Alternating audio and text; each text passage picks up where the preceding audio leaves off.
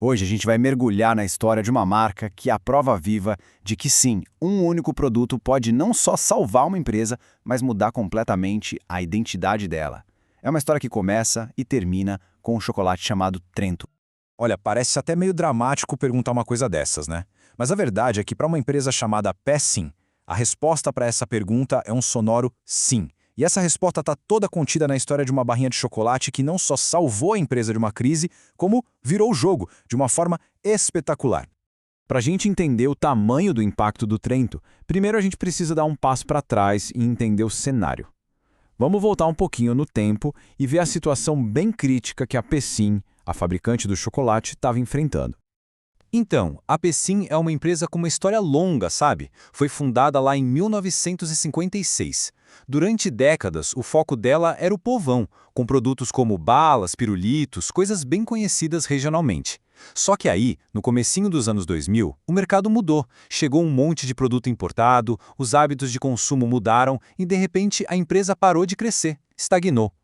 O problema ficou muito claro. A empresa tinha vários produtos, mas não tinha aquela marca de peso. Sabe, faltava um produto com identidade forte, que criasse uma conexão de verdade com as pessoas, que se destacasse no meio de tanta opção nova na prateleira. E foi bem nesse momento de aperto, de necessidade, que apareceu a grande solução. Uma solução que não ia só resolver o problema da estagnação, mas que ia redefinir todo o futuro da companhia. E então, em 2005, nasce o herói da nossa história, o Trento. Um lançamento que, na época, talvez nem parecesse tão revolucionário assim, mas que tinha por trás uma estratégia, olha, muito bem pensada. A genialidade do Trento estava na simplicidade da fórmula. Era a união de 3 elementos que todo mundo adora. Um wafer super crocante, um recheio bem cremoso e, para fechar, uma camada generosa de chocolate por cima. Essa combinação de texturas e sabores era algo que até aquele momento quase ninguém explorava no mercado brasileiro. E com isso, a Pessim basicamente inventou uma nova categoria de mercado, a da indulgência acessível. O que é isso? O Trento entregava a experiência de um chocolate mais chique, sabe? Quase um importado, só que com um preço que cabia no bolso. Era o melhor dos dois mundos, literalmente. Mas o sucesso do Trento não veio só do sabor, não. A identidade visual foi absolutamente fundamental. A embalagem foi desenhada detalhe por detalhe para conquistar a mente e o coração de quem olhasse para ela. E aqui a gente tem uma verdadeira aula de branding. É sério. Pensa comigo, cada detalhezinho foi friamente calculado. As cores, o vermelho, que já ativa aquela coisa da paixão, do desejo, e o dourado, que grita a qualidade, sofisticação. A fonte, sabe, com serifa, em caixa alta, para passar uma ideia de força, de tradição, de algo consistente. E o nome? Trento.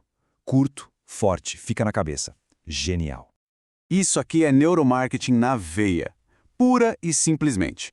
Não era só uma embalagem bonita, era uma ferramenta de estratégia. O design foi todo pensado para ativar no nosso cérebro aqueles gatilhos de prazer, de recompensa e fazer com que o produto fosse visto como algo de muito mais valor. E essa consistência visual na gôndola foi uma jogada de mestre. A embalagem firme, brilhante, o layout sempre igual, a única coisa que mudava era a cor, para indicar o sabor do recheio. Isso transformou a prateleira numa espécie de catálogo de sabores, o que estimulava a curiosidade e aquela vontade de experimentar todos. Ok, então eles tinham um produto ótimo e uma marca poderosa. O que faltava? A estratégia de distribuição. E, de novo, a Pessim foi por um caminho diferente, um caminho muito mais inteligente e paciente. No mercado, é muito comum as empresas fazerem um lançamento blitz. Jogam um produto no país inteiro de uma vez, com um custo altíssimo e um risco enorme. A Pessim fez o oposto. A expansão do Trento foi gradual, metódica. Isso permitiu que a empresa mantivesse o controle da qualidade do produto e construísse um crescimento sólido, sabe? Sustentável. E essa paciência toda, valeu a pena? Com certeza. Foram 5 anos, hein? De 2005 até 2010. É bastante tempo. Mas foi esse o tempo necessário para transformar o Trento de um produto conhecido só ali na região para um item que estava em prateleiras no país inteiro. Depois disso, a liderança no mercado foi quase que uma consequência natural de todo esse trabalho bem feito. E agora, para fechar, vamos ver o resultado de toda essa história. O tal do efeito Trento. O impacto gigantesco e duradouro que esse chocolatinho teve na empresa que o criou. A transformação foi absurda. A Peckin deixou de ser só uma fabricante regional de balas e doces para se tornar uma marca de relevância nacional. E tudo isso foi impulsionado por um único produto que foi trabalhado de uma forma brilhante do começo ao fim. Pois é, o sucesso foi tão grande, mas tão grande, que o Trento acabou dando uma nova cara para a Pecin. A empresa não foi só salva daquele período de estagnação. Ela foi completamente reposicionada no mercado, com uma identidade muito mais forte, muito mais moderna. Então, no final das contas, fica a pergunta: qual é a diferença entre um produto e uma marca? A história do Trento ensina pra gente de um jeito muito claro que um produto é aquilo que se vende na prateleira. Agora, uma marca. Uma marca é a ideia, é a emoção, é a conexão que se constrói na mente das pessoas.